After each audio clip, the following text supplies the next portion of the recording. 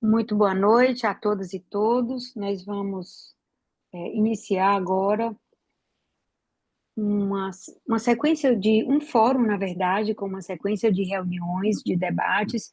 É o Fórum Interdisciplinar da Prodab. O objetivo desse nosso fórum, esse fórum da Prodab, é exatamente trazer debates e discussões em torno de questões ambientais que nos são muito caras, né? Nós todos que somos professores de direito ambiental. E uma das questões relevantes e interessantes, tanto para os professores como para pesquisadores, estudantes de pós-graduação, grupos de estudo, são as perspectivas da interdisciplinaridade do direito ambiental. Né? Eu costumo dizer para os alunos, quando a legislação fala proibido desmatar a vegetação nativa, o direito não está dizendo qual é a vegetação nativa, ele está dizendo a vegetação nativa, que certamente é diferente da vegetação nativa da Amazônia, do Nordeste, do bioma da Mata Atlântica. Então, essa interdisciplinaridade com outros saberes e outros conhecimentos, ela é de vital importância para todos nós que trabalhamos no direito ambiental. Notadamente agora, nessa perspectiva e proximidade da COP30, nós temos muitos assuntos correlatos e de interesse do direito ambiental relacionado a problemas que dizem respeito ao contexto, vamos dizer assim, à rigidez ambiental do bioma amazônico, mas esses problemas, ou a garantia desse ambiente sadio e equilibrado, ele está muito relacionado com uma série de atividades do contexto comercial, do contexto empresarial, de uma série de atividades que ocorrem na região. Desmatamentos, mineração, atividades industriais, todas essas atividades elas vão interferir direto ou indiretamente, né, nessa qualidade de vida do bioma amazônico. Então, nós vamos inaugurar essa primeira série do Fórum Ambiental, do Fórum da Prodab, esse nosso fórum interdisciplinar, exatamente abordando um dos aspectos muito relevantes, que é a questão da segurança na Amazônia, a segurança para o ambiente amazônico permanecer sadio e equilibrado, e garantir toda essa expectativa que nós temos na COP30 de termos capturas de emissões de carbono, de termos atividades econômicas sustentáveis, né? De termos respeito às atividades de cultura dos povos originários, das nossas comunidades indígenas. E, para tanto, né, nós temos aqui hoje como convidados o professor João Paulo Martinelli, que é professor e é assessor da Nacional de Segurança Pública, o procurador da República, André Luiz Porreca, que trabalha na Amazônia, é procurador lá na Amazônia, no Amazonas, e o tenente-coronel Fábio Carvalho, que trabalha exatamente nas operações da Força Nacional relacionada à segurança nessa região. Para conduzir toda essa discussão, para conduzir essas palestras com os nossos convidados, que desde já agradecemos, né, a disponibilidade, a atenção, a gentileza de nos informar e de nos colocar a par de toda essa problemática. Então, para conduzir tudo isso, nós temos a nossa querida professora Márcia Carneiro Leão, que é professora, doutora, e a professora Márcia vai, então, conduzir essa conversa de hoje e outras conversas também do fórum, mas hoje, em particular, inaugurando algumas questões relevantes sobre a Amazônia, justamente com foco e olho na COP30. Professora Márcia, a palavra é toda sua, por gentileza. Boa noite a todas e todos. Eu vou fazer uma brevíssima introdução aqui, né? Porque são inúmeras as pressões econômicas na região amazônica, tendo em vista suas características, entre elas os recursos minerais e naturais, a madeira em especial. Também existe uma forte demanda pela utilização de áreas para plantio e criação de gado. A tudo isso, soma-se a questão dos direitos dos povos originários e a demarcação das suas terras, E, nesse sentido, importa registrar a relevância ambiental das demarcações e da garantia constitucional dos direitos dessas comunidades. Sabe-se hoje que os territórios indígenas são os menos degradados na região. De outro lado, é expressiva a proteção ambiental, cuja fiscalização enfrenta o desafio de atuar com equipes reduzidas num território de proporções imensas, onde as dificuldades de acesso são uma realidade. Só para vocês terem uma ideia, no Brasil, o bioma Amazônia compreende 4,2 milhões de quilômetros quadrados. Isso é mais de 49% do território nacional. Se a gente considerar a Amazônia legal, que inclui o Cerrado, esse número salta para 5 milhões de quilômetros quadrados, incluindo todos os estados da região norte, o Acre, Amapá, Amazonas, Pará, Rondônia, Roraima, Tocantins, Mato Grosso e parte do Maranhão. São, ao todo, 20,3 milhões de moradores, sendo 68,9% residentes na área urbana e 31,1% na área rural. A Amazônia, segundo estimativa do IBGE em 2004, abriga 12,3% da população brasileira. A região da Bacia Amazônica, compreendida pela Grande Bacia do Rio Amazonas, que é a maior bacia hidrográfica do planeta, com 25 mil quilômetros de rios navegáveis, abrange 6 países: Brasil, Peru, Bolívia, Equador, Colômbia, Venezuela, e o bioma como um todo ainda inclui Suriname e as Guianas.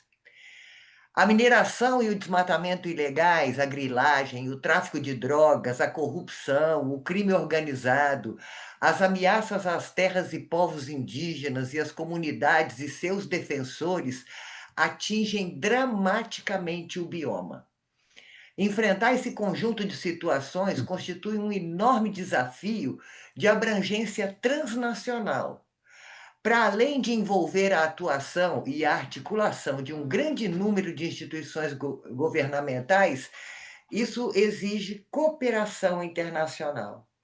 Então, para tentar compreender a magnitude desse desafio e conhecer as iniciativas que estão tendo lugar nessa região, nós escolhemos como tema de abertura do Fórum Interdisciplinar Permanente da Prodab a temática Meio Ambiente e Segurança na Amazônia, Desafios e Perspectivas. Esse tema vai ocupar os 2 primeiros encontros. Essa primeira mesa contará com a presença da Secretaria Nacional de Segurança Pública, na figura do Dr. João Paulo Martinelli, do Ministério Público Federal, representado por André Porreca, e da Força Nacional, representada pelo Tenente-Coronel Fábio Canoto Carvalho, cujas presenças agradeço imensamente. Eu vou passar imediatamente a palavra para o professor João Paulo, mas não sem antes apresentá-lo. Né? Ele é advogado, mestre, doutor em Direito Penal pela USP, com pós-doutoramento pela Universidade de Coimbra, tem pós-graduado em Compliance e Governança pela PUC de Minas, membro efetivo do IASP, coordenador do Núcleo de Direito Penal da Escola Superior da Advocacia da OAB São Paulo e é assessor da Secretaria Nacional de Segurança Pública. Doutor João Paulo, por favor, a palavra é sua. Muito obrigada pela presença. Bom, boa noite a todas e todos que estão presentes, que estão nos assistindo. Boa noite, a depender do horário de quem está assistindo. Bom dia, boa tarde. Márcia, minha grande amiga de muitos anos, bom prazer estar aqui. Quero cumprimentar todos os demais, né? Esse é um tema bastante delicado e quero parabenizar a iniciativa, né, dessa discussão.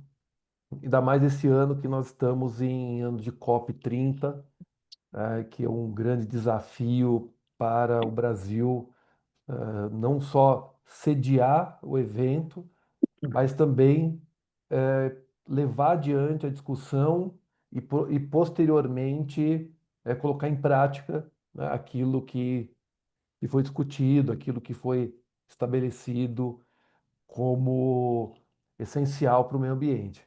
A gente sabe que as COPs têm determinados resultados, mas na hora da aplicação prática nem sempre acontece, né? E eu quero falar aqui brevemente a respeito da segurança pública, né? E só fazendo adendo aqui, Márcia, o Tenente-Coronel Canuto também faz parte da Secretaria Nacional de Segurança Pública, né? Porque a Força Nacional está vinculada à Senasp. Mas a Força tem um brilho próprio aí, né? É um trabalho excepcional que eu conheci pessoalmente, conheci de perto desde que eu cheguei aqui em Brasília. E eu quero falar assim, eu quero falar dos projetos, né, que envolvem, né, a Secretaria Nacional de Segurança Pública e falar um pouco rapidamente até da estrutura, né? A Secretaria Nacional de Segurança Pública está vinculada ao Ministério da Justiça, ao gabinete do Ministério da Justiça e Segurança Pública, do ministro Ricardo Lewandowski, tem a mesma hierarquia da Polícia Federal, né? Então, ao contrário do que alguns imaginam, a Polícia Federal não está vinculada à Senasp. A Senasp faz a integração das polícias nos estados, faz a coordenação das polícias nos estados, mas há o trabalho em conjunto entre Senasp e Polícia Federal. E desde o ano passado, eu cheguei em março do ano passado, junto com o secretário Mário Sarrubo, eh, eu, eu pude participar direta ou indiretamente dos projetos envolvendo segurança pública na Amazônia. E o maior deles é o Plano AMAS, né? O Plano AMAS que foi lançado ainda na gestão do ministro Flávio Dino, eu era o ministro da Justiça e Segurança Pública, mas começou a funcionar efetivamente no ano passado. O Plano AMAS, que é o Plano de Segurança Pública da Amazônia, envolve os 7 estados da Amazônia Legal, mais Maranhão e Tocantins, que o Plano AMAS tem ali a finalidade de integração das polícias militares, das polícias civis, da Polícia Federal, Força Nacional, naquilo que diz respeito à segurança pública da Amazônia. Então, o BNDES e o Fundo Nacional de Segurança Pública, né, a outra diretoria da Senasp, que é a diretoria do Fundo Nacional de Segurança Pública, financiam o programa AMAS, que tem esse trabalho conjunto, então, das polícias, né? Então, eu participei de algumas reuniões presencialmente nos estados, em que houve várias reuniões reunindo os representantes das polícias, a Força Nacional, Secretaria de Segurança Pública, Defesa Civil, bombeiros, para a elaboração do plano de trabalho que começou a ser colocado em prática no segundo semestre do ano passado. Então, houve a aquisição de equipamentos, então tem barcos, lanchas, bases policiais fluviais, helicópteros, armamento, e tudo isso sob a coordenação, né, da Polícia Federal e da Senasp.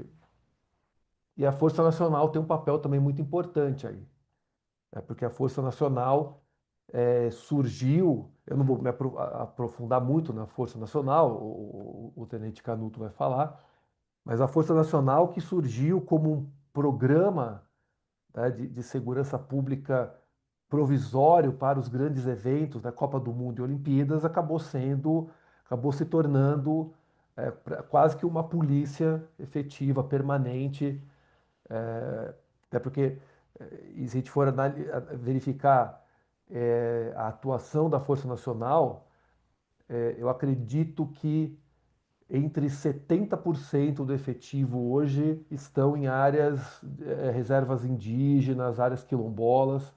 Depois o Coronel Canuto pode falar, mas eu acho que acredito que mais ou menos uns 70% atuando mais ou menos nessas missões, né? E até fazendo segurança permanente, né? Se for, talvez que o exemplo, o maior exemplo é a reserva Yanomami, lá em Roraima, que conta com hoje com o maior efetivo da Força Nacional está lá, tá? Tomando conta da reserva.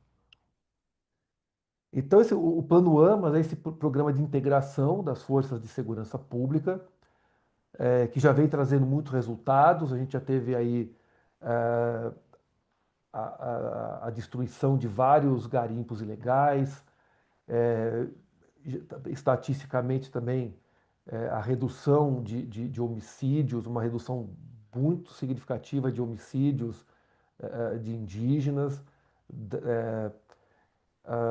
A gente também vem aí trabalhando com problemas mais complexos também, como a extração ilegal de madeira, a extração ilegal do ouro, o gado ilegal, que não só provocam danos ambientais, mas tem uma ligação muito forte com a lavagem de dinheiro de crime organizado, né?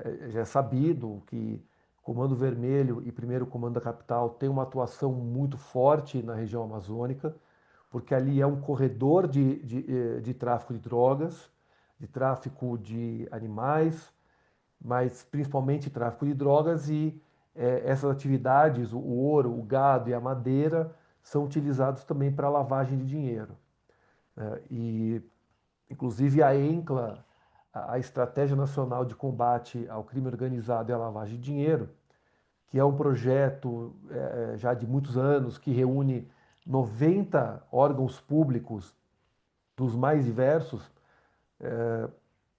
Ministério da Justiça, tribunais de contas, polícias, ministérios públicos, CGU, AGU. São 90 órgãos que se reúnem anualmente para discutir temas referentes à lavagem de dinheiro e crime organizado. No ano passado, nós tínhamos 3 grupos só para discutir os problemas da Amazônia, com gado, madeira e ouro. E ao final do ano, né, os trabalhos acontecem ao longo do ano e ao final do ano são elaboradas propostas que muitas vezes não são colocadas em práticas, né? É feito um diagnóstico, é feito toda uma análise, discussões e é apresentado um produto. Só que muitos desses produtos são projetos de lei, são propostas de projetos de lei, são ações efetivas que não são levados adiante, né? A gente sabe que um dos grandes problemas, tanto na Polícia Civil como na Polícia Militar, em todos os estados, isso não é só dos estados da Amazônia Legal, mas em todos os estados do Brasil, é o problema de efetivo. Nenhum estado conta hoje com 100% do seu efetivo, seja na Polícia Militar, seja na Polícia Civil, seja no Bombeiro. Então isso dificulta bastante o trabalho, porque quando se pensa em Amazônia, nós estamos trabalhando com uma área imensa de acesso, de acesso restrito, o acesso é dificultado, problemas de comunicação, a necessidade de deslocamento de um efetivo muito grande para cobrir uma área que no percentual é pequena, né? Então, se pegar para uma área de missão na Amazônia de uma determinada comunidade, se for ver em termos absolutos, é uma área muito grande, né? Mas proporcionalmente ao tamanho da Amazônia ainda é pequeno. Então, para voltar, assim, precisaria de um efetivo muito maior das forças locais para poder dar conta de todos os problemas. E a Força Nacional acaba tendo também esse papel, tá, de auxílio, de colaboração às forças de segurança locais quando não há efetivo para atuação. Então, dentro do plano AMAS, né, também foi construído e inaugurado em Manaus um centro de integração que reúne representantes dos 9 estados que estão no Plano Amas, né, que são os estados da Amazônia Legal, Tocantins, Maranhão. Então, ali nesse esse centro integrado tem representantes dos estados, da Polícia Federal, da Força Nacional e dos países vizinhos que também fazem parte do bioma. Então, os estados que fazem fronteira com o Brasil e, de alguma forma, têm um pedaço ali da Amazônia no seu território, também têm seus representantes. Esse centro começou a funcionar esse ano e a A live aí. ideia, oi? E a ideia é que é, a atuação seja ampliada. Então, nós tínhamos, né, nós já tínhamos ali uma perspectiva de começar esse ano o trabalho de integrado, deu certo, começou, e agora a tendência é que os resultados comecem a aparecer com uma velocidade um pouco maior, né? Porque esse centro integrado tem uma central de monitoramento, então ele tem imagens de várias regiões da Amazônia, tem a sala de situação para resolver problemas, como tem na Força Nacional aqui em Brasília, lá também tem, só que aí com a participação de várias outras instituições de segurança pública.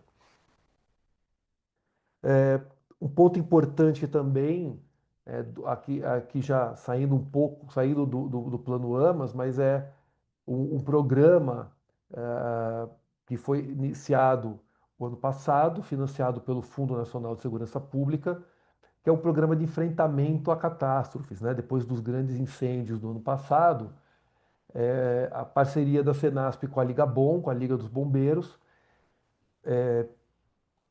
permitiu, né, um aumento dos recursos, treinamentos e o envio de equipamentos para aqueles lugares que sofrem periodicamente com incêndios. Então, ao invés de esperar o incêndio acontecer para deslocar bombeiros de outros lugares do Brasil, né, ali já e os bombeiros levam os equipamentos com eles, o plano, né, agora o programa, já permite que haja equipamentos nos locais, e aí com o deslocamento dos bombeiros, sem a necessidade de levar os equipamentos, torna tudo muito mais ágil, tudo muito mais rápido para esse enfrentamento.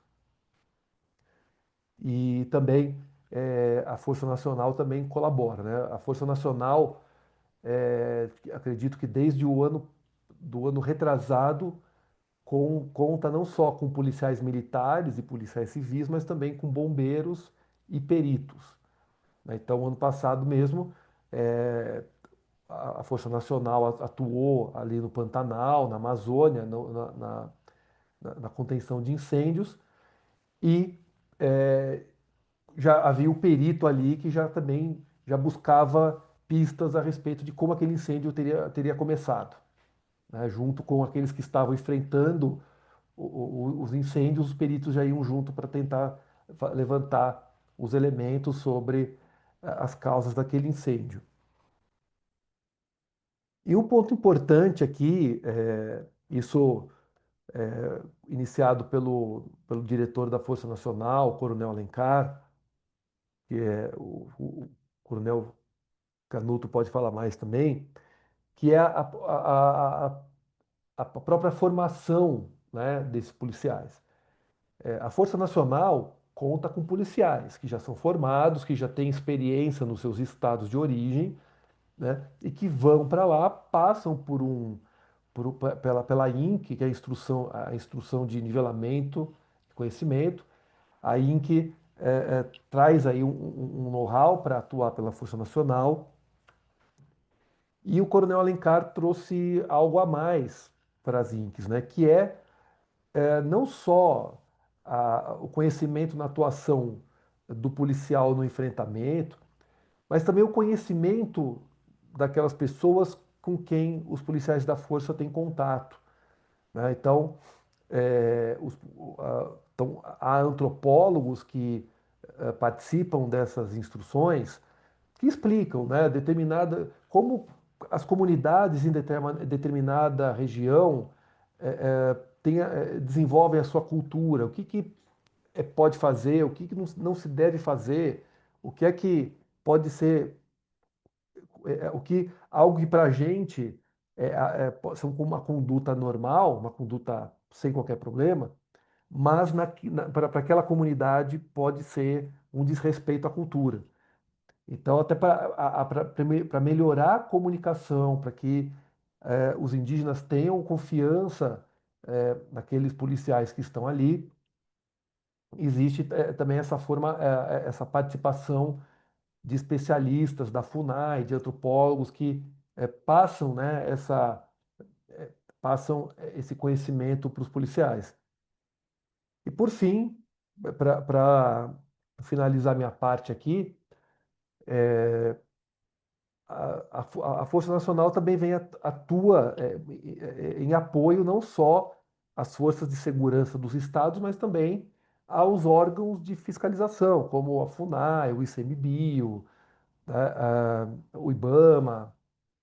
Então, esses órgãos não precisam de auxílio para um ato de fiscalização, para uma atuação nessas áreas que são perigosas, então podem solicitar o apoio da Força Nacional, né? Lembrando que a Força Nacional só pode atuar nos estados onde há autorização expressa do governo do estado, né? Porque há estados que não autorizaram e precisariam ter a Força Nacional lá, mas por questão política, a gente sabe, não autorizam.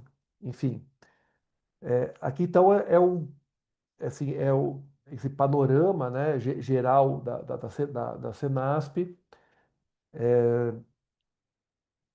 concluindo aqui, o Plano AMAS é tido como um dos grandes projetos, não só do Ministério da Justiça e de outros ministérios, mas do próprio governo federal. Né? No lançamento do programa, o presidente da República esteve presente, cobrando, né, cobrando ali celeridade para que saísse logo. E, assim, eu sou testemunha da seriedade como isso vem sendo conduzido. Tá? Deu quase 20 minutos, então, como havia combinado, eu encerro por aqui, agradecendo a oportunidade para falar um pouco do trabalho da Senasp. Muito obrigado. Nós é que agradecemos, João Paulo. É muito importante.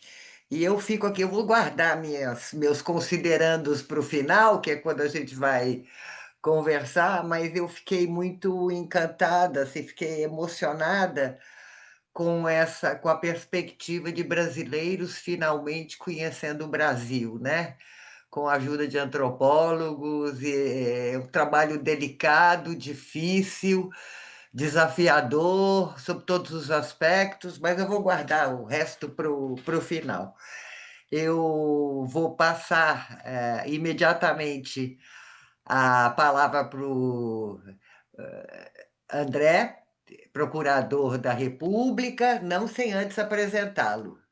Né? Ele é titular do segundo ofício da Amazônia Ocidental, ele é especializado no enfrentamento da mineração ilegal nos estados do Amazonas, Acre, Roraima e Rondônia.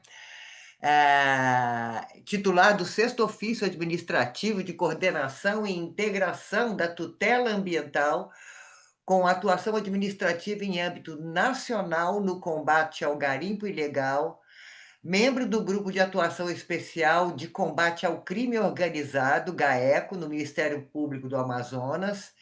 Foi homenageado com o selo de excelência ambiental do Conselho Nacional do Ministério Público pelas ações de enfrentamento à mineração ilegal da Amazônia. Vale dizer que ele tem pouco tempo no Ministério Público, já foi homenageado Ele é integrante dos grupos de trabalho Barragens de Mineração, ah, no Ministério Público, Portos e Aeroportos, Mineração Ilegal no Brasil, e isso no Escritório das Nações Unidas sobre Droga e Crime, e Regulação de Substâncias Químicas. Tem um interesse especial pela questão do mercúrio, né, André? Coordenador e docente em cursos de aperfeiçoamento oferecidos pela Escola Superior do Ministério Público, bacharel em Direito pela Pontifícia Universidade Católica de Campinas, especialista em direitos difusos e coletivos pela Escola Superior do Ministério Público de São Paulo em Seguridade Social em 2022 pela Faculdade Focus. André, você tem uma apresentação, né, para fazer para a gente? Você tem slides, é isso? Isso, tenho sim, Márcio. Eu vou compartilhar com vocês. Você foi autorizado a compartilhar, fica à vontade. Certo, obrigado. Só um minuto.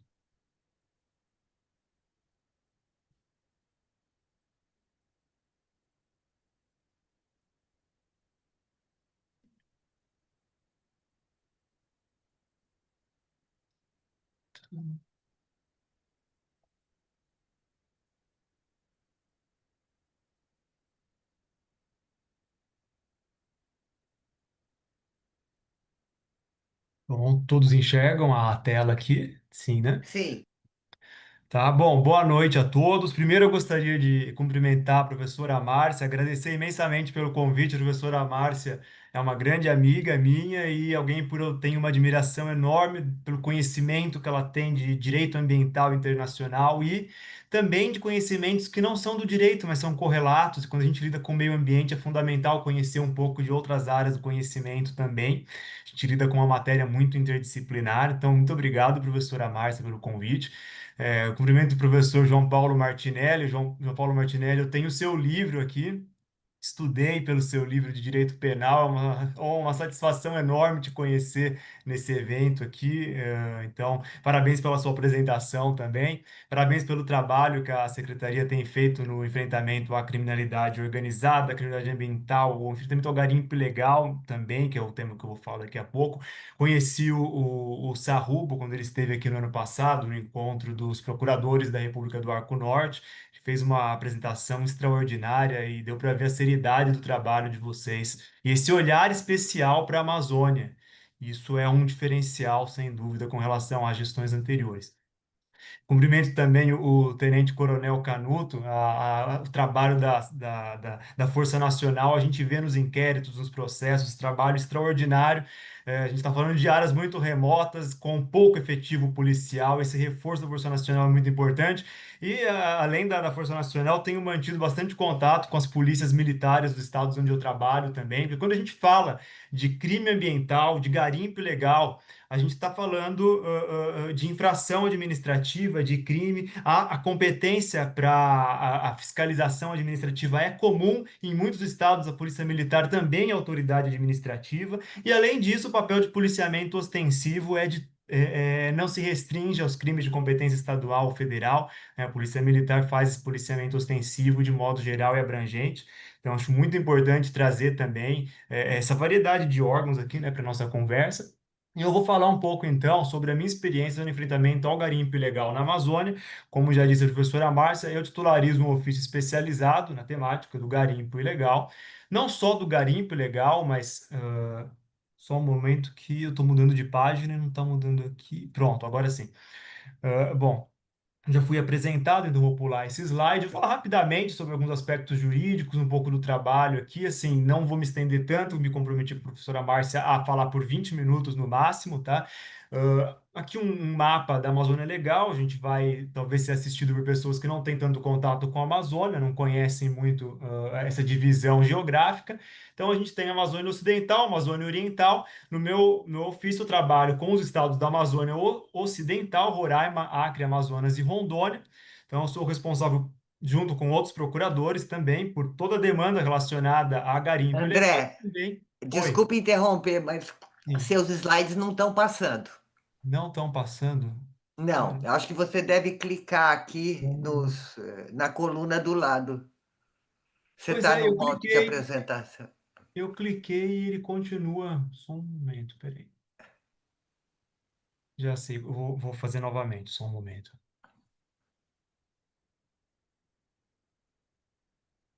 Fica tranquilo, Uhum. vai dar tudo certo.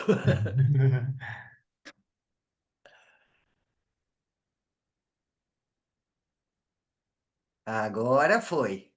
Uhum. Estamos vendo a tela inteira agora, né? Não, estamos vendo Não. o slide Pois é, principal no meio e a mas eu, coluna de eu slide. cliquei. Agora está mudando. Presença do MPF na Amazônia Ocidental. Uhum. É isso, Sim, quando eu Amazônia. clico aqui no apresentar slides, ele passa para a minha outra tela, para a minha terceira tela. Então, estão aqui, Amazônia Ocidental, né, no Vocês estão quinto vendo? slide. Amazônia Ocidental e Eu estou Amazônia mudando, tá Oriental. aparecendo, Márcia? A mudança de slides, não?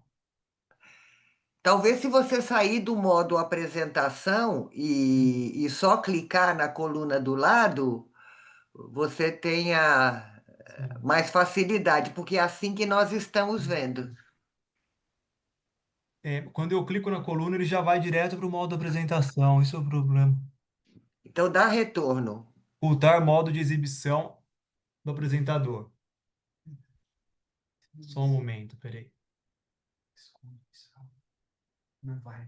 Uhum. É um problema do Zoom, parece. Só um momento. Tá. Bom, acho que agora vai dar para ver. Estão vendo agora a tela aqui com o mapa? Agora nós passou de novo para É. Amazônia Ocidental e Oriental.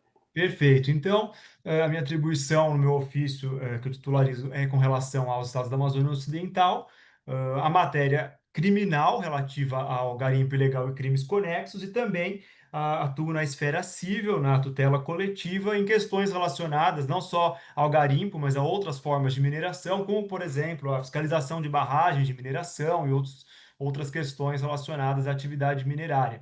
Eu também titularizo um ofício administrativo na PGR, aí já não se refere mais à atividade fim do Ministério Público, mas a uma atividade de apoio administrativo aos outros procuradores que trabalham com essa temática, tá?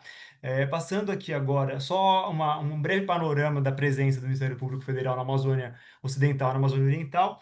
A partir de 2019, quando se verificou a crise humanitária dos povos Yanomami, aquela situação calamitosa que gerou até decisão da Corte Interamericana de Direitos Humanos, o Ministério Público Federal se reestruturou para fortalecer a presença na Amazônia, então implementou alguns ofícios especializados em mineração, em desmatamento, aumentou a quantidade de gabinetes. Então, quando eu falo ofício, é uma unidade, um gabinete que é titularizado por um procurador e tem uma equipe de servidores. Então, hoje nós somos em 61 na Amazônia Ocidental e em 105 ofícios na Amazônia Oriental.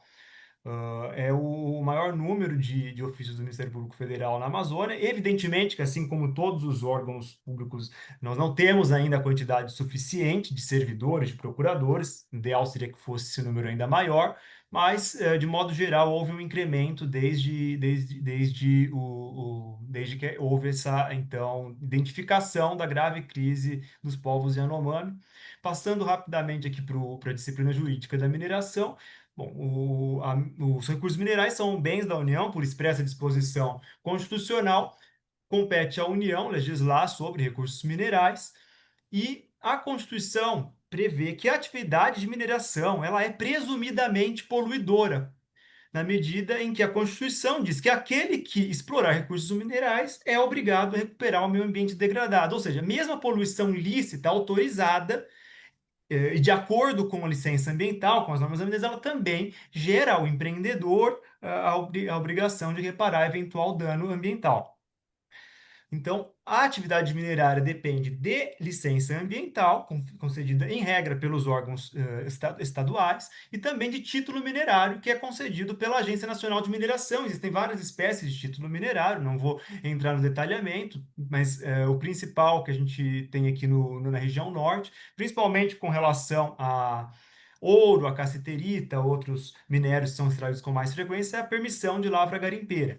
Então, são são duas autorizações distintas: licença ambiental e título minerário. Licença ambiental verifica se aquele empreendimento está de acordo com as normas protetivas do meio ambiente, e o título minerário, sob a perspectiva das normas de direito minerário, é concedido pela ANM. Não tendo a licença ambiental e o título minerário, a gente está diante de uma infração penal, administrativa e civil. No caso, daqui a pouco eu vou passar aqui para explicar a abordagem criminal que a gente tem aqui. O garimpo, só uma questão de terminologia: garimpo é o local da extração, garimpagem é a atividade, também conhecida em alguns outros países como mineração artesanal em pequena escala. E mineração é um gênero mais abrangente que inclui a garimpagem, mas também a mineração industrial. A gente fala popularmente garimpo como sinônimo de garimpagem, não tem nenhum problema nisso, mas a definição legal é essa. Existem várias modalidades de garimpagem ou de garimpo, que é principalmente aqui com relação ao ouro, e eu vou dizer por que o ouro me causa uma preocupação muito grande, porque frequentemente é acompanhado do método de beneficiamento com mercúrio. Mercúrio, eu vou entrar nesse detalhamento daqui a pouco, uma substância extremamente tóxica, prejudicial à saúde e bioacumulativa. Então, as principais modalidades de garimpo aqui na região norte são fluvial, aluvião e terra seca. Esse último um pouco menos comum. Fluvial, com uso de dragas ou balsas que sugam a terra, a areia, os sedimentos, o ouro, tudo que tiver lá embaixo, peixe, se tiver também, e gera o assoreamento dos rios, e uma série de outros problemas. A mortandade da flora, da fauna aquática, etc. O garimpo de aluvião, também usado para ouro, mas também para cassiterita, que é o minério de estanho, consiste muitas vezes em grandes bolsões próximos aos cursos d'água, e também é responsável por grandes áreas de desmatamento. E menos comum, mas no Amazonas, no interior do Amazonas, foi descoberta uma jazida que é a maior da América Latina de ouro. É o garimpo de terra seca, que se caracteriza pelos filões, que são grandes reentrâncias na terra. As pessoas entram ali e terra seca, portanto, fazem essa extração e depois o beneficiamento com substâncias como mercúrio ou cianeto. O cianeto também é extremamente perigoso se não usado em condições adequadas. O garimpo ilegal é uma grave violação de direitos humanos. Quando a gente fala de garimpo ilegal, hoje não se trata mais simplesmente de extração de minério. A gente está falando de uma série de crimes que são conexos: organização criminosa, lavagem de capitais. O crime organizado hoje tem uma nova fonte de financiamento, que é o crime ambiental, especialmente o garimpo ilegal. E o garimpo ilegal gera a poluição hídrica, a poluição dos ecossistemas. Muitas vezes, em geral, a atividade mineradora ela tem esse potencial de formar bolsões de pobreza, de destruir as culturas locais, os povos indígenas, de cooptar essas pessoas, monetizar essas pessoas. A Corte Interamericana de Direitos Humanos já se manifestou várias vezes sobre a caracterização de graves violações de direitos humanos em casos de crimes ambientais de grande expressão. Cito aqui um caso, a gente pode falar também da opinião consultiva 23, especificamente quanto ao Brasil, tramita na corte o processo da terra indígena Yanomami, que teve decisão da comissão, depois da corte, e o garimpo ilegal, como eu falei anteriormente, caracteriza a responsabilidade civil. Aqui a gente está falando de responsabilidade civil, que é objetiva, independe de dolo ou culpa, com base no princípio da reparação integral. Nós temos vários instrumentos de atuação, uma delas é a ação civil pública, e o Ministério Público Federal, no caso na esfera federal, é um dos possíveis autores legitimados. É importante dizer que como os recursos minerais são bens da União, a atribuição e a competência, no caso do Poder Judiciário, para tratar dessa matéria vai ser sempre federal, quando a gente estiver falando de recursos minerais, são bens da União. Na esfera criminal também, a gente vai estar falando de crimes contra o patrimônio da União, além de ser um crime ambiental. Então, indo rapidamente aqui já para os aspectos penais, a gente tem principalmente dois crimes, que é o crime ambiental de extração de recursos minerais, lá no artigo 55, também o crime de exploração de patrimônio da União, na modalidade de usurpação. Então, simultaneamente, uma conduta que viola dois bens jurídicos distintos, o meio ambiente de um lado e o patrimônio da União de outro. Afinal, os recursos minerais são bens de toda a coletividade, né? São bens, patrimônio do Estado brasileiro. Então, a gente vai ser esses crimes geralmente em concurso formal próprio. Mediante uma mesma conduta, vão ser praticados dois crimes. Há algumas exceções, mas em geral é dessa forma que a gente qualifica criminalmente a conduta de exploração ilegal de recursos minerais. Há vários crimes conexos de grande incidência, como eu falei para vocês, então eu destaco aqui as áreas de desmatamento, no caso dos garimpos de aluvião, danos à unidade de conservação, crime do artigo 40 da Lei dos Crimes Ambientais, transporte irregular de substâncias tóxicas e perigosas, como os combustíveis. Hoje, os garimpos funcionam com base numa estrutura logística muito complexa, então a gente tem frente de atuação nisso também. Hoje mesmo, a nossa assessoria de comunicação divulgou, ajuizei uma ação em face do poder público, porque existem 800 pistas de suporte a garimpo ilegal na Amazônia e os órgãos ambientais, a União, simplesmente me dizem que não tem condições de destruir essas pistas de pouso, que são estruturas fundamentais para o funcionamento dessa atividade ilícita. Então, a gente está falando de 830 pistas de pouso, de acordo com informações do próprio poder público, que dão suporte a aeronaves de garimpo, enfim, ao escoamento da produção, ao transporte de mercúrio, e simplesmente nada é feito com relação a essa mega estrutura de suporte a esse crime organizado. Então, assim, a gente também tem, o Ministério Público Federal também tem o dever de fiscalizar políticas públicas, de acionar o Poder Judiciário quando não conseguir uma solução extrajudicial, nos casos em que o Estado não está fazendo aquilo que a Constituição e que a lei determina. O enfrentamento ao garimpo ilegal tem várias frentes de atuação e o trabalho dos agentes em campo muitas vezes é muito bem desenvolvido. A Polícia Federal tem um trabalho brilhante. Hoje mesmo eles estão em Humaitá com uma operação que está sendo amplamente divulgada, com excelentes resultados, mas existe um problema estrutural. Esse problema estrutural pode ser exemplificado, por exemplo, no fato de que o IBAMA, que é o principal órgão federal de meio ambiente, tem 21 agentes de fiscalização em todo o estado do Amazonas. Isso é inadmissível. Eu falo isso com todas as letras e tenho isso documentado em procedimentos públicos.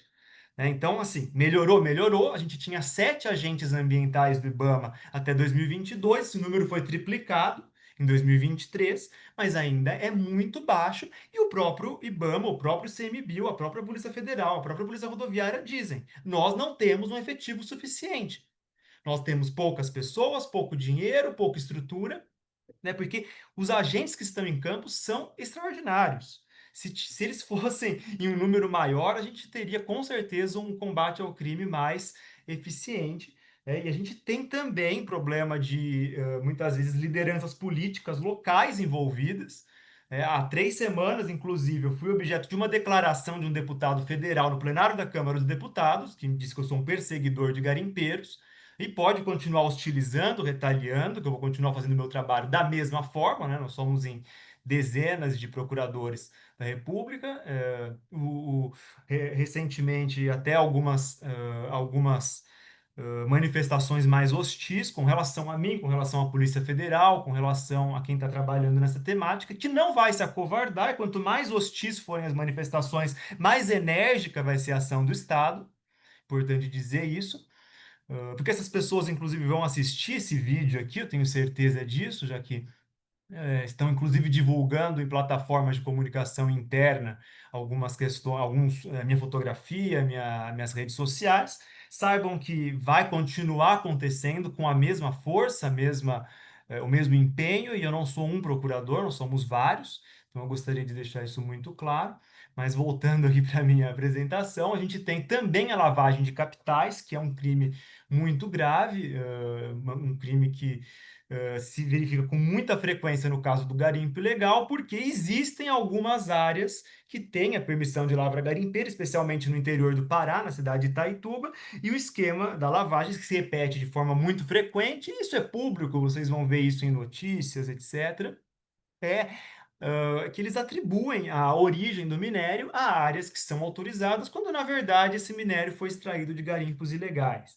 E no interior do Pará existem essas permissões de lavra garimpeira, muitas delas repletas de irregularidades. O Ministério Público, meus colegas de lá já estão questionando isso na Justiça, mas esse estratagema ele tem sido mais difícil de não ser descoberto, inclusive porque a Polícia Federal desenvolveu recentemente uma tecnologia extraordinária, que é o projeto Ouro Alvo, que é um projeto de rastreamento da origem do ouro, de identificação do chamado DNA do ouro, etc. Existem hoje esses sistemas de tecnologia que permitem que a gente apure a, a origem desses minérios. Bom, vou então, como eu disse para vocês, então, são várias instituições de Estado envolvidas no enfrentamento ao garimpo ilegal, obviamente, o Poder Executivo, a gente tem a competência comum para fiscalização, o Poder Judiciário, geralmente, a competência vai ser federal, pela titularidade dos bens, e aqui eu coloquei o artigo 109, que trata da competência da Justiça Federal, mas vou passar rapidamente por isso,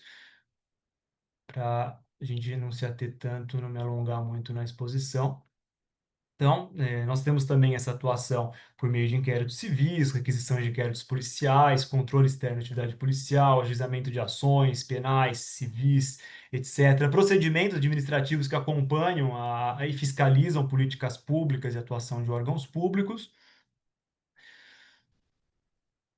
Aqui alguns casos que eu coloquei só para ilustrar para vocês, né? A gente teve em Roraima, há não muito tempo, um caso de um garimpeiro que é armado, e hoje as armas de fogo são cada vez mais comuns nos garimpos, inclusive armamento de grande porte, como o AK-47, por exemplo, eu já vi isso. Esse caso foi uma tentativa de homicídio de um garimpeiro contra agentes do IBAMA que haviam estruturado uma base de contenção das embarcações do tipo Draga. Então, quando ele passou, os agentes iniciaram a perseguição, houve disparos, houve tentativa de abalroamento dessa embarcação e essa pessoa foi denunciada por tentativa de homicídio.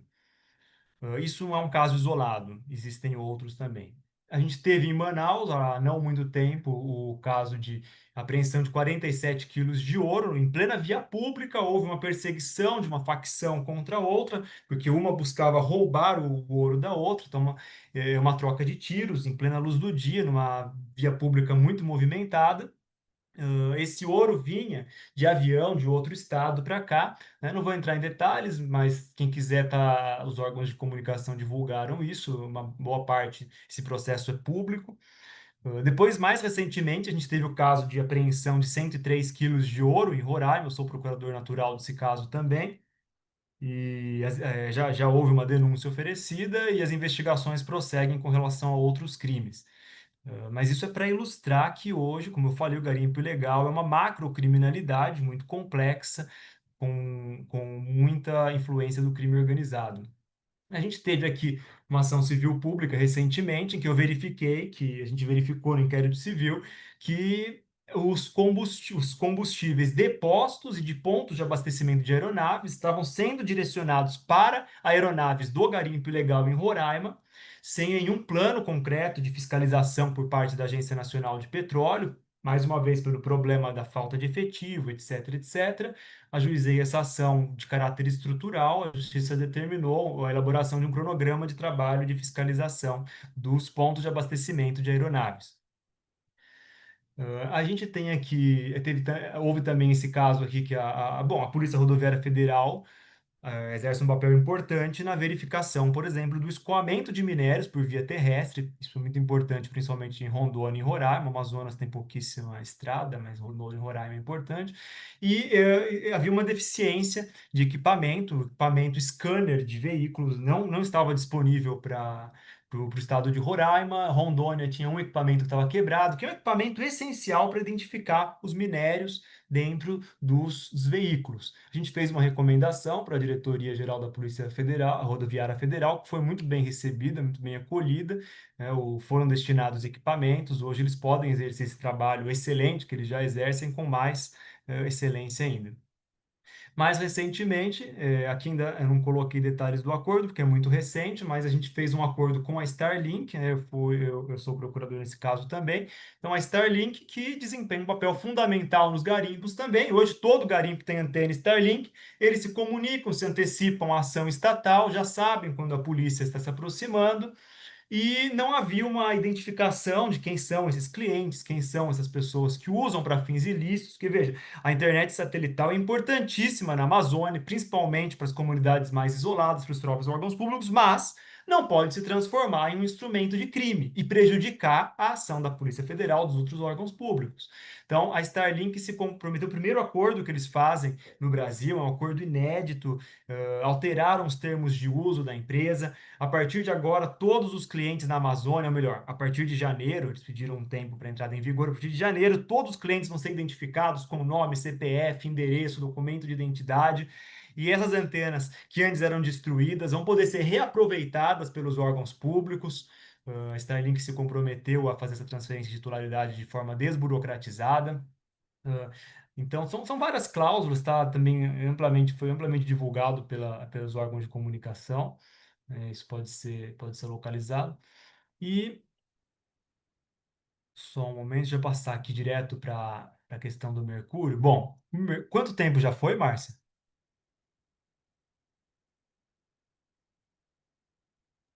Eu acabei não controlando. A Camila precisa Tá, de me mais dizer, alguns que eu fiquei minutos eu já tão. finalizo, tá? Bom, o mercúrio, Vou perguntar para a Camila e te aviso. eu poderia falar muito sobre Mercúrio, vou ser bem enxuto para não tomar muito do tempo de vocês. O mercúrio é uma substância tóxica, perigosa, bioacumulativa. No Brasil não possui jazidas de mercúrio, todo mercúrio é importado, e não existe importação autorizada para fins de mineração. É o IBAMA quem faz o controle da importação e não a autorização de importação de mercúrio para mineração. Consequentemente, todo mercúrio no Brasil, em atividade de mineração, é contrabandeado, é produto de contrabando. E então, o que eu identifiquei em janeiro do ano passado é que, apesar de não ter autorização para importação de mercúrio para atividade minerária, o mercúrio era livremente comercializado em todos os sites de venda, Mercado Livre, OLX, Facebook Market, etc., sem nenhum controle sobre a procedência, sobre quem adquiria, etc. A partir daí, eu iniciei um projeto de, vamos dizer assim, de buscar uma solução extrajudicial, primeiro, junto às empresas, para que a gente não tivesse mais esse comércio ilícito, que, além de estar em contrariedade com a lei, também contrariava as próprias políticas internas dessas empresas, que proibiam a venda de substâncias tóxicas, em alguns casos expressamente o mercúrio. Então, eu formulei uma série de recomendações, fiz alguns compromissos de ajustamento de conduta com algumas delas. No caso do Mercado Livre, por exemplo, aqui eu explico o que é o projeto Rede Sem Mercúrio. Então, nós identificamos, quando a gente fez esse levantamento, eram centenas de anúncios com milhares de usuários, era bem expressivo. Então, veja, claro, o crime se reinventa, a gente fecha uma porta, outra se abre, mas pelo menos se torna um pouco mais dificultoso a aquisição dessa substância. Então, o Mercado Livre disponibilizou um canal exclusivo para o MPF. A gente teve recomendação, teve depois o acordo com eles, se comprometeu a implementar medidas de compliance, de due diligence, para então tornar o sistema de inteligência artificial e de trabalho humano mais eficiente na identificação desses anúncios, para que eles não voltem a ser inseridos. Nos repassou todos os dados das pessoas que eram as responsáveis por comercializar essa substância, dos compradores também, então gerou a investigação criminal dessas pessoas. Então, as plataformas se comprometeram, caso seja novamente inserido, a remover em até 24 horas, sob pena de multa. Atualmente foram essas plataformas já as envolvidas. Mercado Livre, OLX, Facebook, B2 Brasil, Alibaba, Global Sources. Então a gente foi agora para as empresas chinesas também. A China é a principal exportadora de mercúrio para o Brasil, de forma não direta, mas passando às vezes por outros países. E é importante que a gente lembre que o mercúrio, ele permanece por muito tempo no meio ambiente. O mercúrio foi introduzido no continente americano em 1550. E na época não se conhecia, obviamente, os efeitos, então era transportado em sacas de grãos de forma totalmente inadequada. Mercúrio foi largamente utilizado na amalgamação do ouro e da prata também. Assim, o local onde mais se utilizou o mercúrio no período colonial foi em Potosí, na Bolívia. E se estima, eu tenho até isso anotado aqui, porque eu fiquei impressionado quando eu descobri que a população de indígenas ela foi severamente impactada pelo uso de mercúrio, porque eles eram os mais escravizados na atividade minerária devido à adaptação climática que já existia. A população indígena ela se reduziu de 100 milhões para 10 milhões em 300 anos na América Espanhola, não estou falando da América Portuguesa. E, em grande parte, o mercúrio foi responsável por esse genocídio que aconteceu e continua acontecendo até hoje, em razão do mercúrio. O mercúrio se bioacumula nos peixes, na água, nos vegetais. E, para vocês terem ideia, a Itália era uma grande produtora de mercúrio, já faz mais de 50 anos que não produz mercúrio, e testes recentes, na região da Toscana, inclusive, ficava uma grande mineradora de mercúrio. Testes recentes nas águas lá dessa região identificaram que até hoje existe uma quantidade muito grande de mercúrio nessas águas.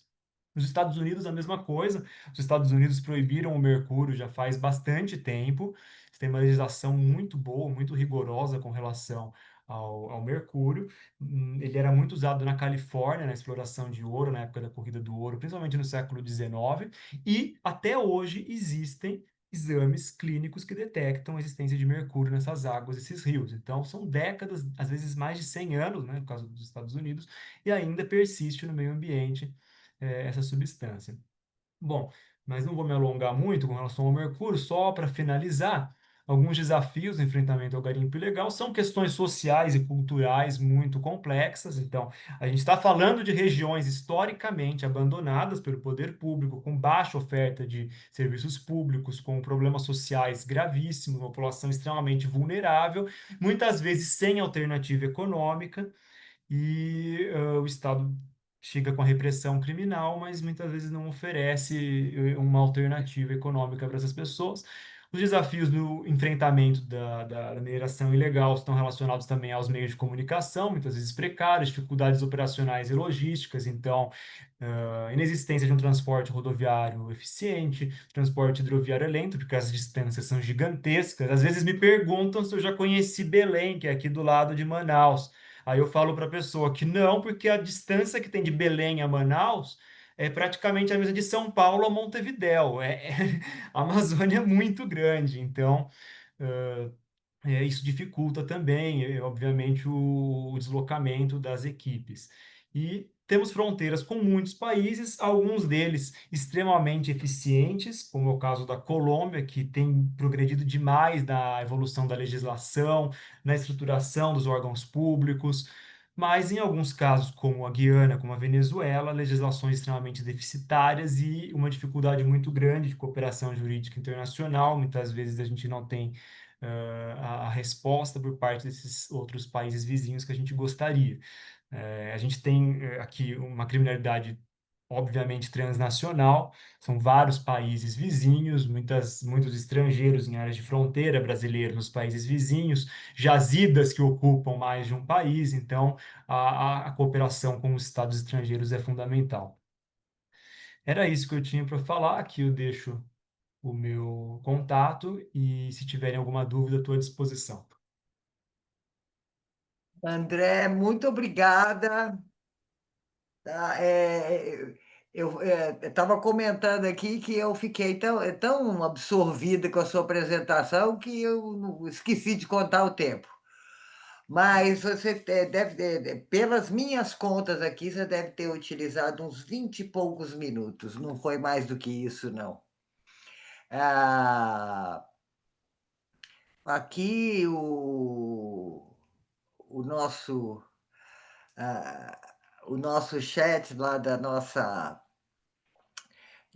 lista da Prodab tá registrando algumas manifestações aí, depois eu compartilho com vocês.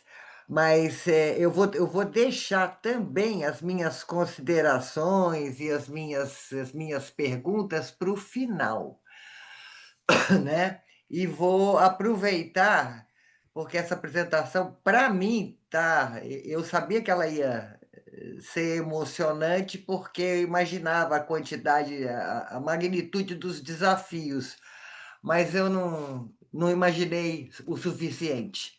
Eu queria passar a te agradecer muito e passar imediatamente para o Tenente-Coronel Fábio Canuto Carvalho, que atualmente é supervisor de operações da Força Nacional de Segurança Pública. Ele é bacharel em Segurança Pública, fez o curso na Academia de Polícia Militar de Tocantins, pós-graduado em Segurança, Planejamento e Resposta de Emergência em Eventos de Grande Porte, na Faculdade de Iguaçu, tem mestrado em Planejamento Tático, Ciências Policiais e Segurança Pública Preventiva, na Academia de Polícia também, em Palmas, e uma série de especializações. Na Polícia Militar do Tocantins, ele se especializou em multiplicador de polícia comunitária, fez um curso de força tática, um curso operacional de Rotan e curso de ações táticas especiais. Eu já vou agradecer demais a sua presença, né, a presença do tenente-coronel. Eu não sei, eu acho que quando começar a falar, o senhor substitui aí o André. Então, seja muito bem-vindo, tenente. Muito obrigada. Muito obrigado, boa noite. Eu que agradeço a presença, o convite. Boa noite a todos que estão acompanhando, todos os nossos colegas aí que já fizeram suas palestras, todos que estão acompanhando também no próprio YouTube. Agradeço muito aí a compreensão e o convite. Bom, o próprio Dr. Martinelli, né, já fez uma introdução, né, da Força Nacional aí, do nosso contexto. Então, eu vou até falar do contexto da Força Nacional, né, pegar uma parte mais ampla aí dentro das operações ambientais. Bom, conforme a própria doutor Martinelli colocou, a Força Nacional de Segurança Pública, ela é um programa, né? Ela não é um órgão, ela não é uma instituição. Então, ela é um programa de cooperação federativa entre a União e os estados, né? Então, para que a Força Nacional atue, é necessário um órgão demandante, né? Um exemplo, a FUNAI demanda esse apoio, o ICMBio, o IBAMA, o governo do estado, o próprio governo do estado pode demandar também, e é necessário que o próprio governo também do estado, ele permita, né? Ele tenha a aquiescência de que a Força Nacional vai atuar, exatamente para garantir a autonomia dos estados, né? Então, para que os estados tenham essa sua soberania, sua autonomia, então é necessário, para que a Força Nacional atue naquele estado, é necessário que haja uma aquiescência do governador. O efetivo da Força Nacional, ela reúne, né, policiais militares, policiais civis, bombeiros militares e perícia. Então, é formado por essas 4 vertentes, e aí formam o corpo da Força Nacional. E aí, dependendo da missão, da especificidade da missão, é que são demandados aí a característica, né? Se é policial, se é bombeiro, se é perícia, e aí vai se mandar o efetivo.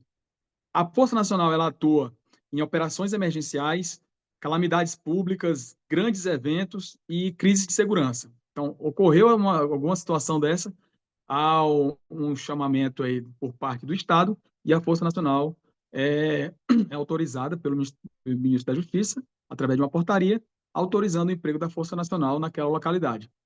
E a Força Nacional, ela não atua substituindo nenhum órgão, nenhuma força de segurança pública, nenhuma força de fiscalização. Ela atua em complemento, né? Ela complementa as forças de segurança locais no combate a crimes organizados, proteção de comunidades indígenas, né? Em territórios indígenas, vários territórios indígenas, a Força Nacional tem atuado. Na segurança ambiental, principalmente em apoio ao ICMBio e ao IBAMA, e assistência humanitária, né? não muito distante, quando houve as enchentes no Rio Grande do Sul, houve então essa assistência humanitária, aliás, em que demandou todo o corpo da Força Nacional em todas as suas vertentes, policial militar, policial civil, bombeiro militar e perícia, né? Então, foi uma participação enorme da Força Nacional ali, né, gerando esse apoio, né, que foi tão necessário naquele momento. A Força Nacional, então, ela reúne esse efetivo dos estados e realiza uma instrução de nivelamento de conhecimento, porque se entende que cada estado tem seu protocolo, tem o seu procedimento operacional padrão específico. Então, é feita essa instrução de nivelamento de conhecimento para padronizar os procedimentos de todo aquele efetivo que são de estados variados. Então, é feita essa instrução, dura 30 dias, né? E aí sai o, o profissional capacitado para atuar na Força Nacional. Tem essa instrução de nivelamento de conhecimento e tem também outros cursos que a própria Força Nacional proporciona para o seu efetivo, né? Dentre elas a INC Florestal, que ela é voltada exatamente para capacitar os bombeiros no combate às queimadas. Tem operações de choque, que é exatamente para poder fazer frente às demandas em que há distúrbios civis, há multidões em desordem. Operador de drone também, exatamente porque principalmente nessas operações ambientais, é necessário e faz muito necessário a utilização de equipamentos de sobrevoo para que façam as imagens, consiga até identificar áreas de desmatamento, áreas de garimpo ilegal. E outro curso também muito bem proporcionado é o APH tático, né? Atendimento pré-hospitalar tático, exatamente como foi ter colocado, né? A Amazônia, né?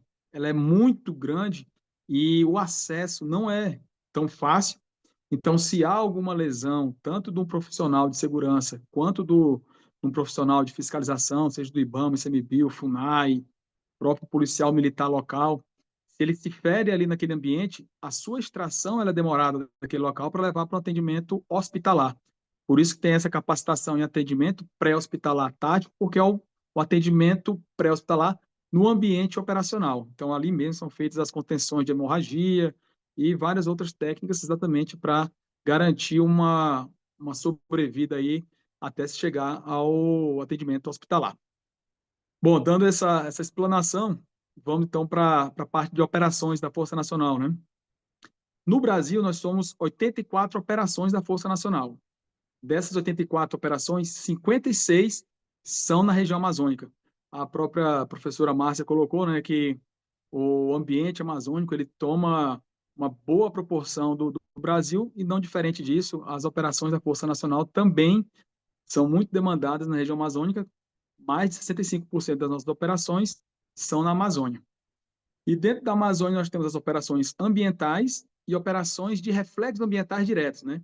As operações estritamente ambientais são aquelas ali que estão no combate a queimadas e nos apoios à fiscalização do IBAMA e do CMBio. E essas de reflexos ambientais diretos são exatamente operações que na sua origem é operação indígena, em território indígena, porém tem reflexos ambientais diretos, por quê?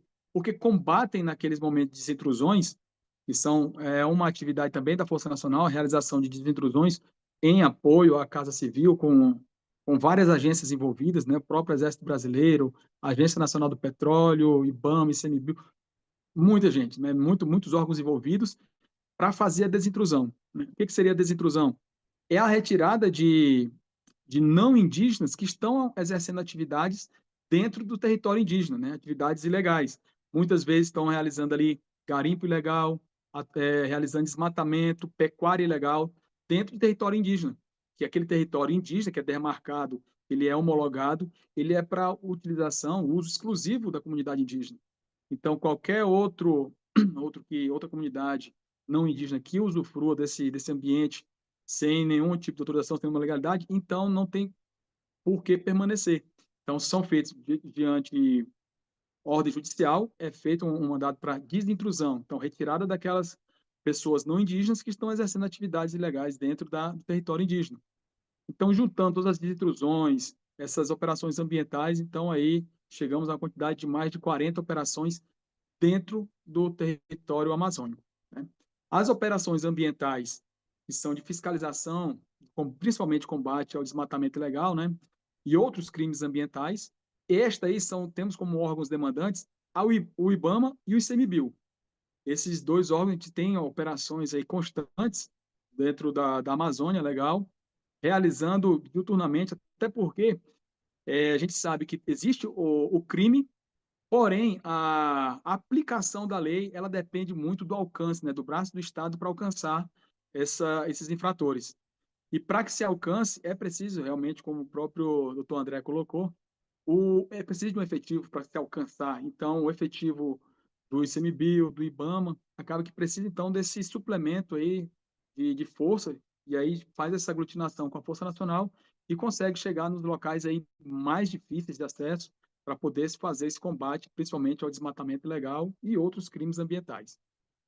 As operações de intrusões, eu vou fazer aqui esse à parte aqui, porque essas operações de intrusões, a princípio, é para voltada ali para a comunidade indígena, para garantir ali o bem-estar dela e o seu usufruto exclusivo daquele ambiente. Mas ela tem um reflexo direto nas operações ambientais, principalmente por conta das problemáticas ambientais que estão envolvidas ali. Pecuária ilegal, mineração ilegal e o próprio desmatamento, até para subsidiar ali um garimpo. Então, quando se chega na destruição, tem toda essa problemática inserida e através da ação conjunta das agências, dos órgãos, da Força Nacional, do próprio Exército Brasileiro, com ações muito bem estruturadas e organizadas, são operações que duram aí de 60 a 90 dias para se concretizar ali a desintrusão, a retirada daquelas pessoas que estão exercendo atividades nas terras indígenas, e aí, com isso, você acaba combatendo os crimes ambientais que ali estão ocorrendo. Então, após uma desintrusão, é evidente os resultados que ficam ali como legado. Resultados ambientais, né? A própria recuperação de rios e florestas. É evidente a coloração do rio, o quanto muda do início da desintrusão ao final, né? Através dos testes de turbidez da água, fica evidente ali o quanto é escuro, né? Ali é um amarelo bem escuro na imagem de satélite, quando se inicia a desintrusão. E depois que termina, né? Até por conta da própria ação e a redução da atividade, na verdade, o esgotamento da atividade ilícita está sendo exercida ali, acaba gerando essa recuperação, né, pelo menos imediata aí dos rios. Claro que leva um tempo até que aquela água esteja totalmente livre, né, das substâncias que são utilizadas para mineração. E as próprias florestas, né, quando são desmatadas, então, em algumas áreas de intrusão, de um ano em relação ao outro, quando termina a desintrusão, redução aí de praticamente ali 90% a 100% do desmatamento. Então, isso aí são os resultados ambientais imediatos são identificados nas desintrusões. Tem os resultados econômicos também, né? O prejuízo ao garimpeiro ilegal é muito grande, né? Porque as dragas, os maquinários, os motores que são utilizados para a prática do garimpo, ele é um custo muito grande. Então, a cada vez que se identifica aquele maquinário dentro de uma atividade ilegal, ele já é inutilizado ali mesmo pelos órgãos fiscalizadores e a Força Nacional sempre fazendo a segurança, né, dos agentes de fiscalização. A apreensão de bens também é feita e é realizada a inutilização. Estruturas que são feitas para poder garantir o acesso das pessoas que estão utilizando aquele território de forma legal, são feitas pontes, são feitas estruturas para que se acesse essas terras. Então, tudo isso é inutilizado, de acordo também, claro, com o interesse ou não da comunidade indígena de se manter aquilo ou não, né? Até porque quando se mantém uma ponte, se mantém ali o acesso a ações de intrusões, né? E apreensão também de armas e drogas, muitas armas e drogas são apreendidas nessas operações. E os resultados também, os resultados sociais, né? Que é devolver ali a paz, a segurança para a comunidade indígena, que com essa exposição que se tem com um ambiente muito aberto, com o acesso, acaba perdendo a sua própria cultura, né? Porque a sua cultura ela é invadida ali com as ações e acabam sendo cooptados também pelas ações ilegais, né? mineração, desmatamento. Infelizmente, né, são comunidades que ficam vulneráveis com essa situação e acabam sendo cooptadas. E também, não longe disso, como foi colocado pelos próprios palestrantes, do crime organizado. As facções também estão inseridas nesse processo, até porque são atividades que geram uma rentabilidade para esses grupos criminosos, né? Então, se gera rentabilidade, interesse para as facções estarem ali inseridas, e aí, com certeza, vão estar seduzindo, cooptando os moradores locais. Nesse ambiente, então, tem um programa, né, um plano, na verdade, o Plano AMAS, foi colocado também pelo Dr. Martinelli, e é importante frisar que é mais um plano que gera uma expectativa muito grande para a Amazônia. É um programa que tem é voltado para investimento tanto na capacitação dos profissionais de segurança, quanto para o aparelhamento, né, de equipamentos muito bem voltados para essa ação de fiscalização, ou seja, embarcações blindadas, exatamente porque na Amazônia foram identificados, como foi colocado também aí já em outras palestras, o crime, como está voltado, né, combatendo ali em combate, em conflito direto com as forças de segurança, e hoje se faz muito necessário, então, equipamentos de blindagem para as forças de segurança. Então, temos aí aquisições de helicópteros, de embarcações blindadas, e estruturação também e aparelhamento do CCPI, que é o Centro de Cooperação Policial Internacional. Como a própria professora Márcia bem falou, né, dessa cooperação internacional, esse plano AMAS, ele vem para contemplar também isso aí. Não só o Brasil inserido, até porque o Brasil ele tem uma fronteira muito extensa, e os outros países também inseridos ali, temos esse espaço para inserção de representantes de outros países dentro desse centro de cooperação policial integrado. Então, é algo que a gente já foi percebido na prática, que quanto mais integrado os órgãos de segurança e as forças policiais atuarem, os resultados são colhidos imediatamente. Isso eu trago na prática como até não só as forças de segurança, mas as forças de fiscalização, como o IBAMA, ICMBio, a ANP, a NTT, a ANAC, todos essas agências, quando atuam em conjunto, a gente economiza esforços, né? Economiza porque está atuando junto, e a gente atende e a gente atua numa gama de atividades bem maior. Então, às vezes, numa atuação, num dia de serviço, você consegue abranger ali e capturar crimes de várias vertentes, seja ali um garimpo ilegal, ou transporte ilegal de combustível, a pistas clandestinas. Então, tudo isso, todos os órgãos agindo em conjunto, a atuação e os resultados, como foram colocados aí, são evidentes, resultados ambientais, econômicos, sociais, tudo isso exatamente para se devolver ali ao brasileiro o Brasil, ok? Acho que é isso, estou dentro do prazo, dentro do tempo, agradeço a participação nesse ambiente muito prazeroso e nos colocamos sempre à disposição. Nós é que agradecemos. De fato, eu acho que cada um precisava de um dia só para fazer as perguntas. Eu tenho tantas perguntas que eu vou fazer algumas e quem puder me responde. Só dizendo que o nosso próximo encontro vai ser dia 24 e nós vamos, Tenente, reunir Pera um pouquinho, já vou aqui, estava aberto, espera aí. O Centro de Cooperação Policial Internacional da Amazônia, né? O delegado Paulo Henrique Oliveira Rocha vai estar aqui. Nós vamos estar com a Carla Lessa, que é gerente regional do ICMBio, e o Joel Araújo, que é superintendente do IBAMA no Amazonas. Então, nós vamos fazer essa conversa. O senhor está convidado a assistir, se tiver tempo, né? E aproveitar e fazer perguntas também. Eu tenho uma série de coisas que vieram aqui na minha cabeça, né? A primeira delas se em alguma medida o Fundo Amazônia financia essas operações, eu sei que ele ajuda a Polícia Federal.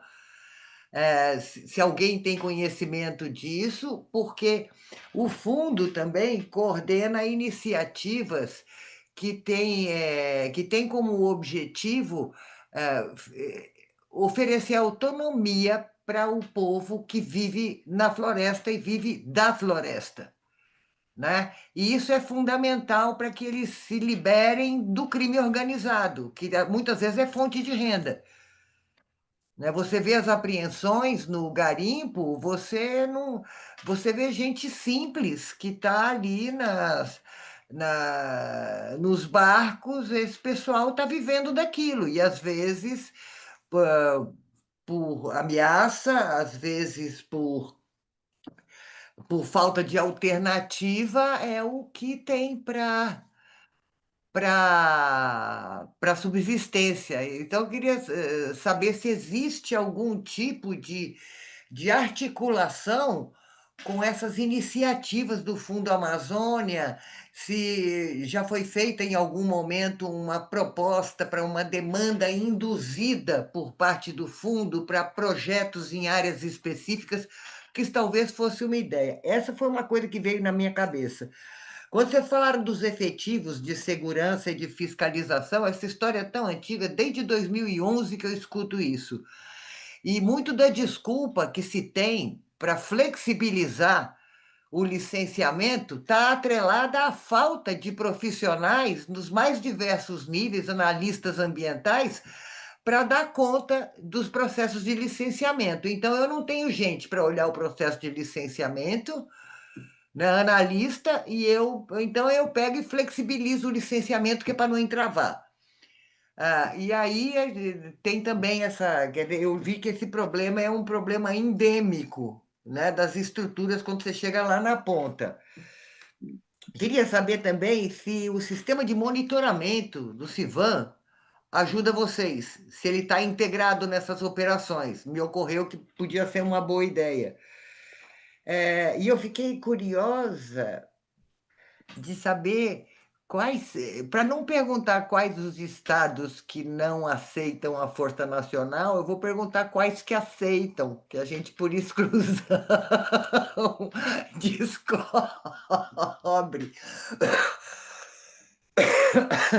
Porque isso é um entrave grande, né? Porque esses estados acabam sendo um, um repositório aí, um lugar confortável para todas as atividades criminosas, né?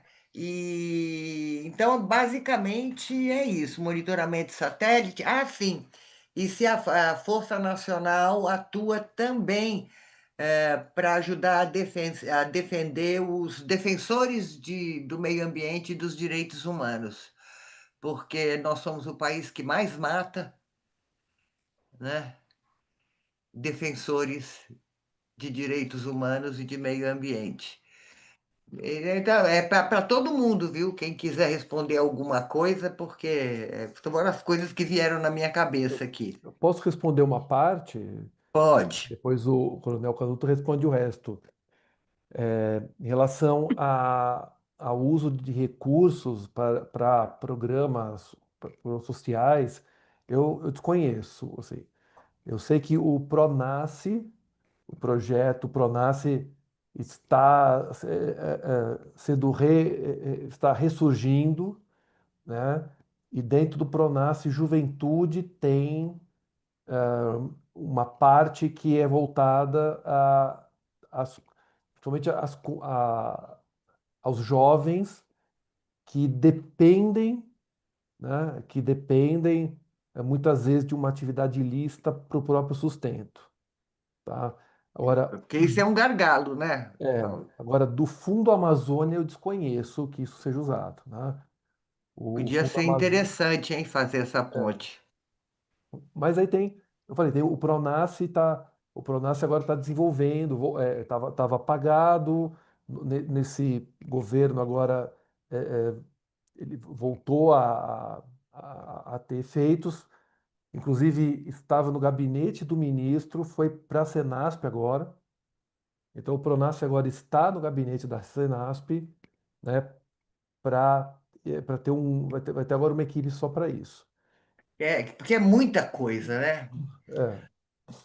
Em relação à última colocação, dos defensores de direitos humanos, eu venho participando das atividades, porque desde o ano retrasado veio uma decisão da Corte Interamericana do caso Salles Pimenta, que obrigou o país a ter um programa de proteção a defensores de direitos humanos. Esse programa é conduzido pelo Ministério dos Direitos Humanos, tem uma diretoria específica, com a colaboração de outros órgãos do governo. Até teve uma audiência pública em São Paulo, né, da qual você participou. Eu fui. Na época, o Major Fraga, que agora está no gabinete da Senasp, participou pela Força Nacional, e foram várias audiências públicas, né, e a Força sempre presente, porque eh, em algumas ocasiões em que os defensores pedem escolta para se deslocarem, para participarem de compromissos, e a Força Nacional, em algumas situações, eu não sei se todas, aí o coronel pode falar melhor, mas em algumas situações eu sei que eu fiz a solicitação, né, para que a Força pudesse fazer a escolta. E porque o caso Salles Pimenta, as consequências do caso Salles Pimenta repercutiram nas cautelares do caso Dom Philips e Bruno Pereira, né? Então, sim, tem essa, essa atuação. E, só para concluir essa parte, dentro do programa de proteção também tem a chamada análise de risco, que é feita pela DIOP, que é uma diretoria da Senasp, a diretoria de inteligência, operações da Senasp, que quando o programa de proteção quer saber sobre o risco de alguém que sofreu uma ameaça, que medidas devem ser tomadas, então a DIOP faz essa análise de risco, né, que é encaminhada posteriormente para o programa, que aí vai tomar as providências necessárias.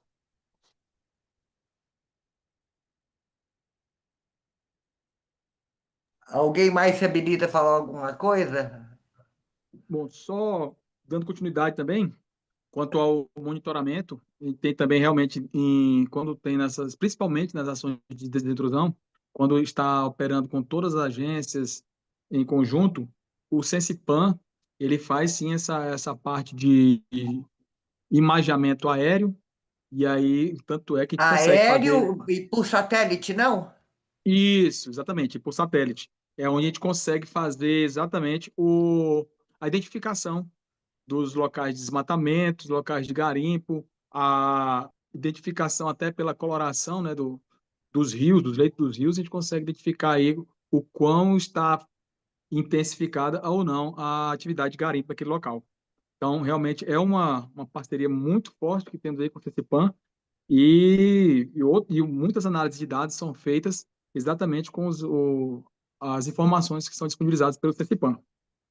Os estados que a Força Nacional tem atuado, nós atuamos em 12 estados no Brasil, né?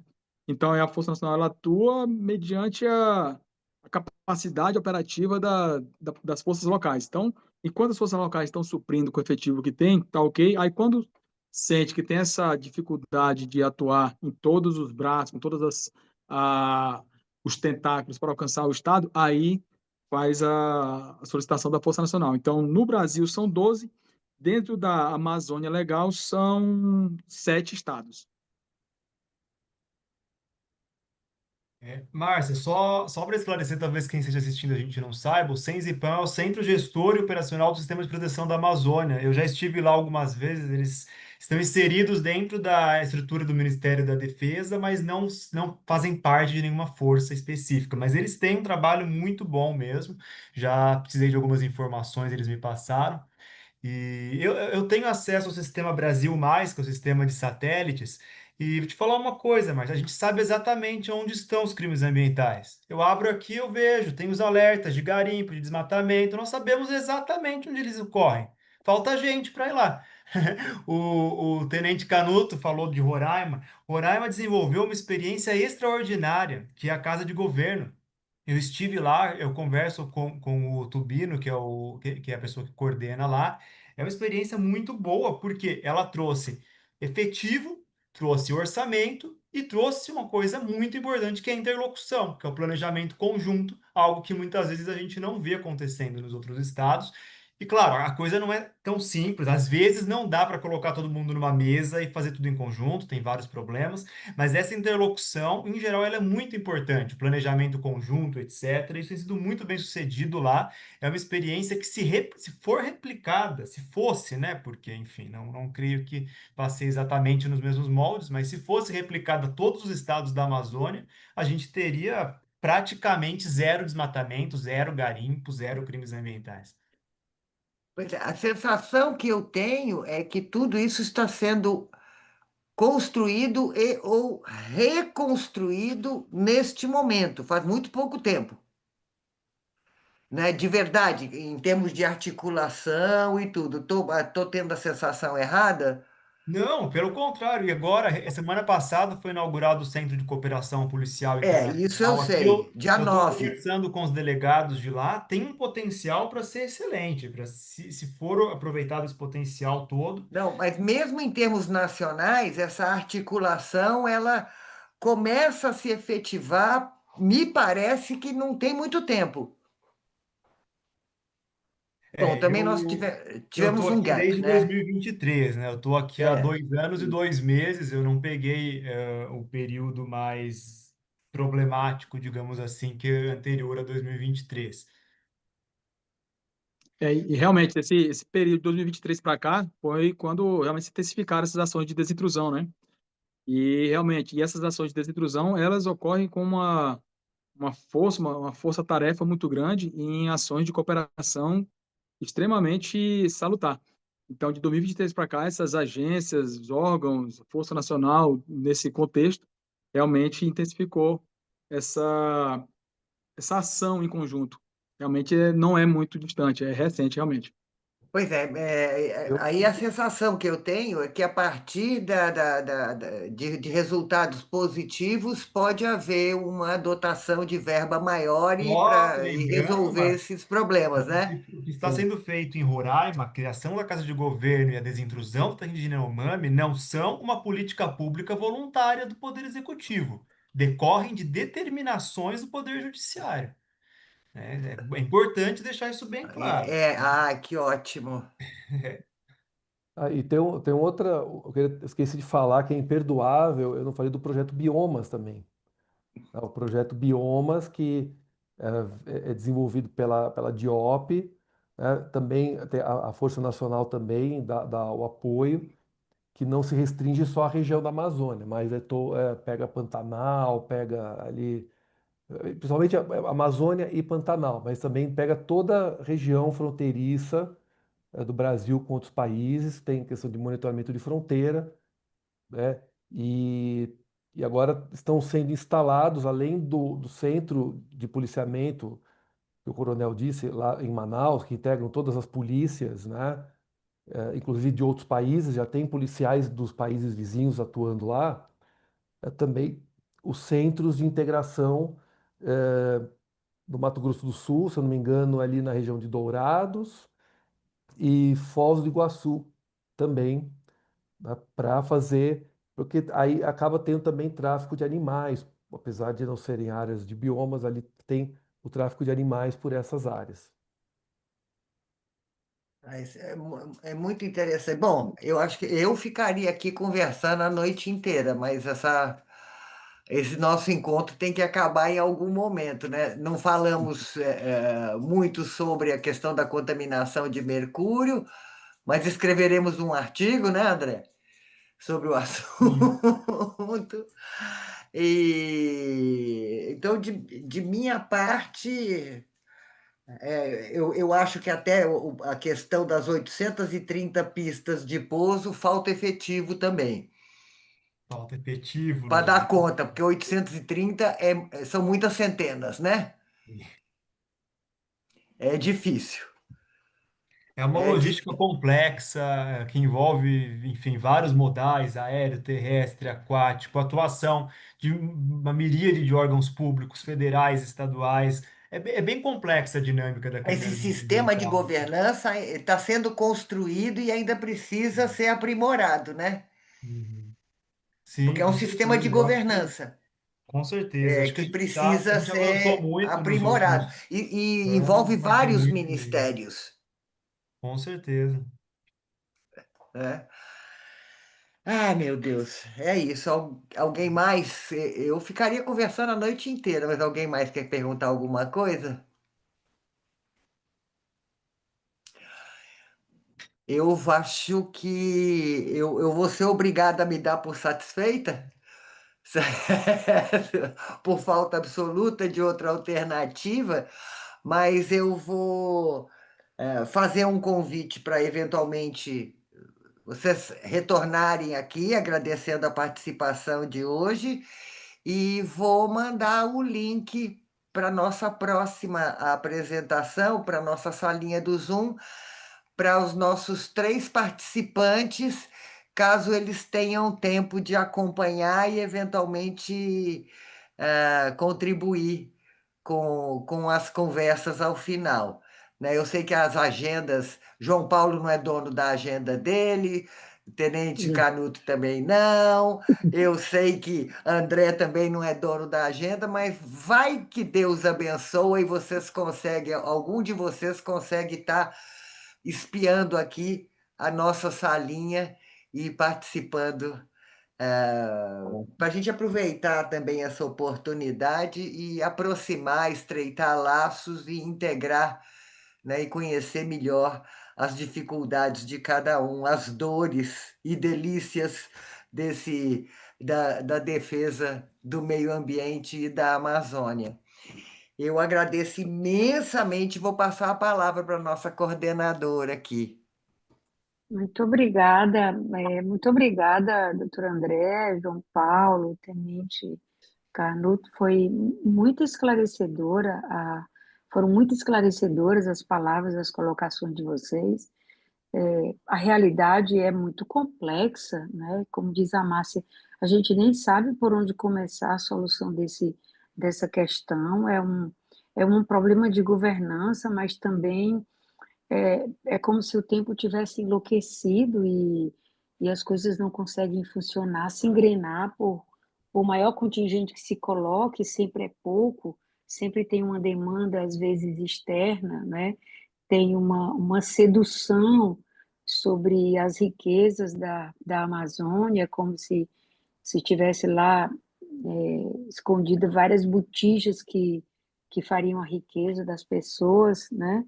Quando, na verdade, esse assédio sobre essas riquezas, na verdade, penso que será a nossa desgraça como humanidade, né? Porque a gente vai inviabilizar todo um ciclo ecológico que a região produz para a própria região e para outros lugares, né? A água que vai para o cerrado, o clima, a captura de gases de efeito estufa que contempla globalmente todos os países.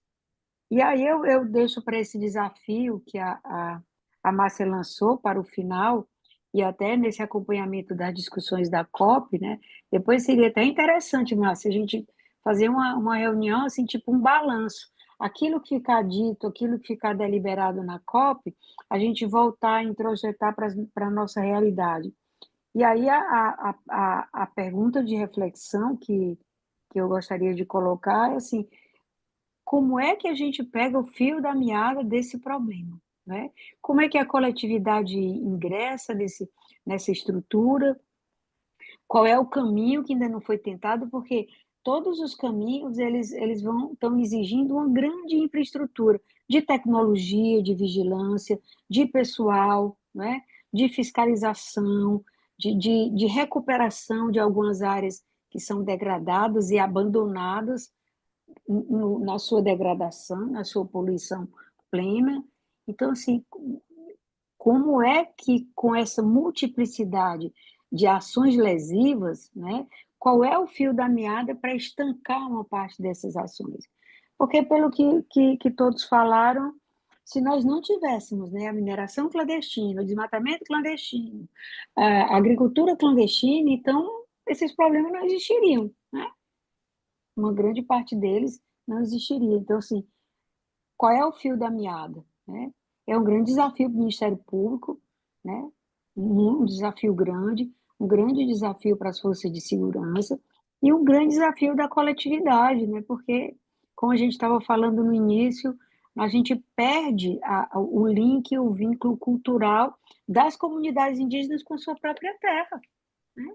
Porque são expulsas, porque são seduzidas por outras atividades também, né? Os tempos de tecnologia, eles são muito sedutores para outras vivências, né? Outros modos de produção. É como se fosse um clique, né? Você multiplica aqui e dá tudo certo. Como esses influencers que falam, não, com 30 anos já tem não sei quantos milhões de dólares só sendo influência, tudo em verdades, né? E aí coloca isso em outras áreas e a gente vê também as dificuldades. Mas muitíssimo obrigada a todos vocês, né? Obrigada principalmente também a Márcia, nossa coordenadora, que se empenhou detalhadamente, minuciosamente em todos os contatos, no contexto, na estruturação desse fórum, né? Que será certamente ao longo do ano, com todo esse debate, nós teremos um grande acervo de abordagens, né, ambientais em todos os contextos brasileiros. Muito obrigada a todos e todas, e Isso vai muito ser boa muito noite. importante para a nossa comunidade acadêmica, né? Muito, muito mesmo. Muito obrigada. Muito obrigada a todos. Muito obrigado a Muito obrigado. todos, foi uma satisfação, boa noite. Boa noite a todos. Muito obrigado mais uma vez. Boa noite, obrigado. Boa noite, pessoal. Foi um prazer.